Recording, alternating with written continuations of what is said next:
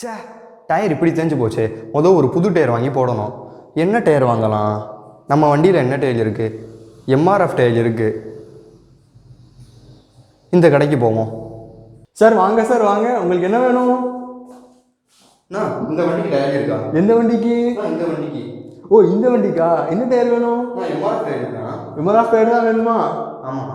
அதை விட ஒரு நல்ல டயர் இருக்குது, அதை காட்டவா? காட்டுங்கண்ணா, காட்டுங்க. சார் இது சிஎட் டயரு. சார் இது மிச்லின். ஐயாமாங்க, இது அந்த டயருங்க. சார் இது ரால்கோ டயர் சார். இது என்னண்ணா புதுசா ரால்கோ? என்ன ரால்கோ புது கம்பெனியா? நீங்கள் சின்ன வயசில் சைக்கிள் ஓட்டிருக்கீங்களா இல்லையா? ஓட்டிருக்கேண்ணா. முதல்ல உங்கள் சைக்கிள் டயர் பண்ணிகிட்டு இருந்தாங்க. இப்போது பைக், ஸ்கூட்டர், ஏன் ட்ரக்கு டயர் வரைக்கும் வந்துட்டாங்க. பரவாயில்லையாண்ணா. அண்ணா எனக்கு ரொம்ப கன்ஃபியூஷனாக இருக்குது. எந்த டயர் வாங்கலானே தெரில. நீங்கள் எதையும் சொல்லுங்கள். உங்கள் வண்டிக்கு டயர் மாற்ற போகிறீங்களா? எந்த டயர் சூஸ் பண்ணுறதுன்னு குழப்பமாக இருக்கா?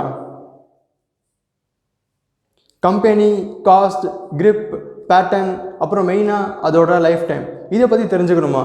வாங்க வீடியோக்குள்ளே போகலாம். நான் கார்த்திக் சார். நான் பாலா சரவணன். நீங்கள் பார்த்துக்கிட்டு இருக்கிறது வாட்ஸ் திஸ் சேனல். அண்ணா அதை மறந்துட்டீங்க. ஓ அதையா?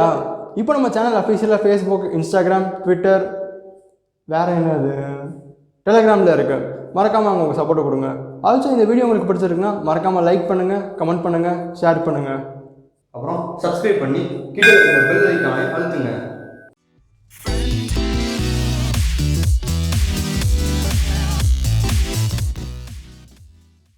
இன்றைக்கி எல்லாரோட வீட்லேயுமே வெஹிக்கிள்ஸ் இருக்குது. அதாவது 2 வீலர்ஸ், 3 வீலர்ஸ் ஆர் 4 வீலர்ஸ். இதுக்கு கண்டிப்பாக டயர் யூஸ் பண்ணிகிட்ருப்போம். ஆல்சோ டயர் தேஞ்சஸ்னா மாற்றும். ஸோ இந்த டயரை கண்டுபிடிச்சவர் யார்? இந்த டயரை கண்டுபிடிச்சவர் யாருன்னா ராபர்ட் வில்லியம் தாம்சன். இது 1857 கண்டுபிடிச்சாங்க. ஃபர்ஸ்ட் இந்த டயரை லெதரில் பண்ணி ஓட்டிகிட்டு இருந்தாங்க. நாளடைவில் லெதர் கிரிப் கொடுக்காததால டயர்ஸ், அதாவது ரப்பர் அண்ட் நைலான், இந்த மெட்டீரியலில் மாற்றிட்டாங்க. டயர்ஸை 2 மெட்டீரியல்ஸும் செய்வாங்க. ஒன்று ரப்பர், இன்னொன்று நைலான்.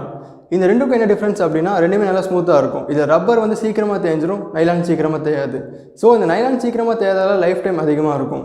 டயர் அப்படின்னு எடுத்துக்கிட்டிங்கன்னா நிறைய டைப்ஸ் இருக்குது. இதில் குறிப்பாக 2 டைப்ஸ் தான் நம்ம யூஸ் பண்ணிக்கிட்டு இருக்கோம். ஒன்று ஆல் சீசன் டயர்ஸ், இன்னொன்று normal tyres. Also tubeless and tube type tyres அப்படின்ட்டு இருக்கு. நார்மலாக பீப்புளோட தாட்ஸ் டயர் வாங்கும்போது எப்படி இருக்கும் அப்படின்னா, இதுக்கு முன்னாடி நீங்கள் பார்த்த ட்ராமாவில் என்ன மாதிரி தாட் இருந்துச்சோ அதே மாதிரி தான் வந்து கேட்பாங்க.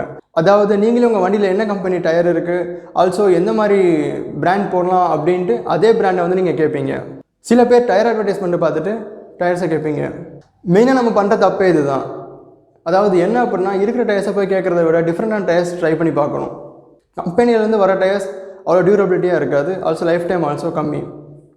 வேறு டயர் பிராண்ட்ஸில் என்ன பண்ணுவாங்க அப்படின்னா, உங்களை அட்வர்டைஸ்மெண்ட்டை புஷ்அப் பண்ணி உங்களை அப்படியே கவர்ச்சி பண்ணி இழுத்துருவாங்க.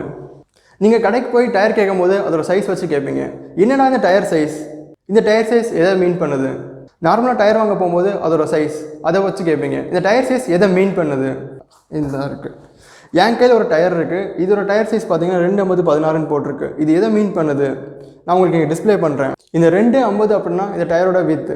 அப்புறம் இந்த 16 அப்படிங்கிறது வீல் டயாமீட்டர். அப்புறம் சைடில் பார்த்தீங்கன்னா 6PR போட்டிருக்கோம். இந்த 6PR அப்படின்னா ப்ளை ரேட்டிங்னு அர்த்தம்.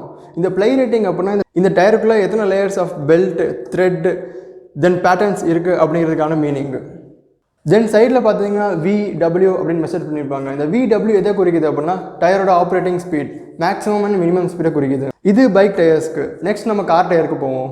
ஃபார் எக்ஸாம்பிள், ஒரு கார் டயரோட சைஸ் 195, 55 ஆர் 87V அப்படின்னு இருக்குன்னு வச்சுக்கலாம்.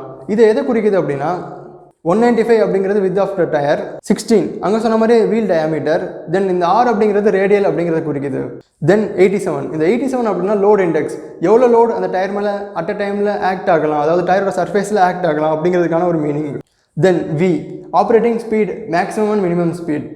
இந்த டயர் சைஸை பொறுத்து இந்த VW இது எல்லாமே சேஞ்ச் ஆகும். ஆல்சோ அதோட maximum and minimum load tyre சைஸை பொறுத்து சேஞ்ச் ஆகும். இந்த ஃபார்ம் ஃபேக்டர்ஸ் எல்லாமே டயரை பொறுத்து மாறும். டயர் மேனுஃபேக்சரர்ஸ் என்ன பண்ணுவாங்க அப்படின்னா, நார்மலாக நீங்கள் ஒரு டயர் பர்ச்சேஸ் பண்ணும்போது அதுக்கு சர்டன் பீரியட் ஆஃப் வாரண்ட்டி கொடுப்பாங்க. இந்த வாரண்ட்டி எதை மீன் பண்ணுது?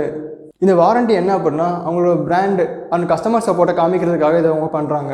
ஆல்சோ கஸ்டமர்ஸ் அண்ட் டீலர்ஸோட இன்ட்ராக்ஷனை இன்னும் அவங்க மேம்படுத்துகிறாங்க. சிஎட் ரால்கோவில் பார்த்தீங்க அப்படின்னா அன்கண்டிஷனல் வாரண்ட்டி அப்படின்னு மென்ஷன் பண்ணியிருப்பாங்க. இந்த அன்கண்டிஷனல் வாரண்ட்டி அப்படின்னா லைஃப் லாங் வாரண்ட்டி அப்படிங்கிற ஒரு மீனிங். இந்த வாரண்ட்டி எப்படி கிளைம் பண்ணுறது? நீங்கள் நார்மலாக டயர் பர்ச்சேஸ் பண்ணும்போது அதுக்கு ஒரு பில் கொடுப்பாங்க. டயர் மட்டும் கிடையாது, எந்த ஒரு ப்ராடக்ட் பர்ச்சேஸ் பண்ணாலும் அதுக்கு ஒரு பில் கொடுப்பாங்க. இந்த பில்லில் என்ன பண்ணியிருப்பாங்க அப்படின்னா டயரோட சீரியல் நம்பரை மென்ஷன் பண்ணியிருப்பாங்க. இந்த சீரியல் நம்பர் 11 டிஜிட்ஸாக இருக்கலாம், 4 டிஜிட்ஸாக கூட இருக்கலாம், 5 டிஜிட்ஸ் ஆல்சோ இருக்கலாம். இது டயர் மேனுஃபேக்சரை பொறுத்து மாறும். ஆஸ் அ கஸ்டமராக நம்ம இந்த டயரில் என்னென்ன மாதிரி வாரண்டிஸை கிளைம் பண்ணிக்கலாம்னா மேனுஃபேக்சரிங் டிஃபெக்ட்ஸ் லைக் இந்த த்ரெட்டு இந்த டயர்லேருந்து வெளியே வர்றது, நெக்ஸ்ட்டு இந்த டயரோட சைடில் ஒரு மாதிரி ஏர் பல்ஜாய்ட் வெளியே வரும். இந்த மாதிரி வந்துருச்சு அப்படின்னா நீங்கள் இந்த டயரை அப்படியே கடைக்காரர்கிட்ட கொடுத்து ரீப்ளேஸ்மெண்ட் கேட்டுக்கலாம். நீங்கள் இந்த டயரை யூஸ் பண்ணும்போது என்ன ஆகும் அப்படின்னா கண்டிப்பாக தேயும். ஸோ நீங்கள் ஏதாவது கிளைம் பண்ணும்போது என்ன ஆகும் அப்படின்னா இந்த டயருக்கு ஒரு ரீப்ளேஸ்மெண்ட் கேட்கும்போது ஒரு சின்ன அமௌண்ட் மட்டும் கட்டிட்டு புது டயர் எடுக்கிற மாதிரி உங்களுக்கு இருக்கும். இந்த எஃப்செட், அப்பாச்சி, பல்சர் இந்த மாதிரி வண்டிகளுக்கு நீங்கள் டயர் சைஸ் மாற்றியும் போட்டுக்கலாம். நான் அந்த லிஸ்ட்டை பின்னாடி டிஸ்பிளே பண்ணுறேன். நான் எம்ஆர்எஃப் டயர் யூஸ் பண்ணியிருக்கேன். ஃபஸ்ட்டு வாங்கின புதுசில் ரொம்ப ஸ்மூத்தாக இருக்கும். ஒரு 6 மாதம் 7 மாதத்தில் அந்த டயர் ஒரே ஹார்டாயிரும். இந்த ஹார்ட் ஆனதால் என்ன ஆகும் அப்படின்னா உங்களுக்கு சஸ்பென்ஷன் அடிவாகும், நெக்ஸ்ட்டு ஷோல்டர் பெயின் அதிகமாக வரும். மித்த டயர்ஸ் அதாவது சிஏட் ரால்கோ கம்பேர் பண்ணும்போது அந்த டயர்ஸில் அந்த மாதிரி ஹார்டான் ஆகிறது கிடையாது. ஆல்சோ ஸ்மூத்தாகவும் இருக்கும். ஆல்சோ எம்ஆர்எஃப் டயரில் ஏதாவது மேனுஃபேக்சரிங் டிஃபெக்ட் அப்படின்னாலும் உங்களால் கிளைம் பண்ண முடியாது. இதே மித்த கம்பெனி சிஏட் ரால்கோ ஜேகே டயர்ஸில் நீங்கள் கிளைம் பண்ணிக்கலாம். ஆல்சோ கஸ்டமர் சப்போர்ட் உங்களுக்கு ரொம்ப நல்லாயிருக்கும். ஃபைனலாக அதோட காஸ்ட் எம்ஆர்எஃப்ல பேசிக்கான ஒரு டயரு காஸ்ட் ரொம்ப அதிகமாக வரும். அந்த காஸ்ட்டுக்கு வேறு பிராண்டில் நல்ல டயரே வாங்கிட்டு போயிடலாம். காஸ்ட் ஆல்சோ ரொம்ப கம்மியாகவும் இருக்கும், நல்ல டியூரபிலிட்டியும் இருக்கும். ஒரு அடிஷ்னல் இன்ஃபர்மேஷன், நீங்கள் டயரில் ஏர் அடிக்கும் போது ஃப்ரண்ட் டயரில் 26 PSI, பேக் டயரில் 36 PSI ஏர் வச்சு மெயின்டைன் பண்ணுங்கள். இந்த ஏரை ஏன் மெயின்டைன் பண்ண சொல்கிறோம் அப்படின்னா அப்போ தான் உங்கள் டயருக்கு கரெக்டான ஒரு கிரிப்னஸ் கிடைக்கும். நீங்கள் ஏர் ப்ரெஷர் பெட்ரோல் பைக்கில் 40-30 வச்சிங்க அப்படின்னா கண்டிப்பாக டயர் ஸ்லிப் ஆகும். ஆல்சோ உங்களுக்கு அடி பயங்கரமாக போடும். Back to the form. Tyre வாங்குறதுல எவ்வளோ விஷயம் இருக்கா? ஆமாம் தம்பி, இப்போ நீங்கள் எந்த டயர் எடுத்துக்கிறீங்க? அந்த நல்ல டயரே கொடுங்க. வண்டியில் வேகமாக போகும்போது என் உசுறு அதோட கையில் தான் இருக்குது. ஓகே தம்பி, பில்லெல்லாம் ஃபில் பண்ணிட்டேன். நீங்கள் நம்பிக்கையாக போயிட்டு வாங்க. தேங்க்யூ அண்ணா. Bye friends.